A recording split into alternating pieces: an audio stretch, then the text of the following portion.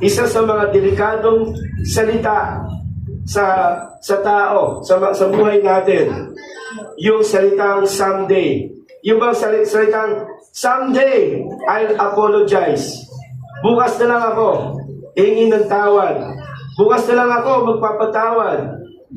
Bukas ko na lang papakita yung aking appreciation doon sa mga taong sa paligid ko. Bukas ko na lang siyang pagtsatsagaan. Di ba? Ito po. But someday, often, never arrives. Na? Yung bukas, pwedeng hindi na siya dumating. Kaya dapat magmahal tayo ngayon. The best time to love, to express our love to God, to express our love to our family, to our friends, to our church, is today.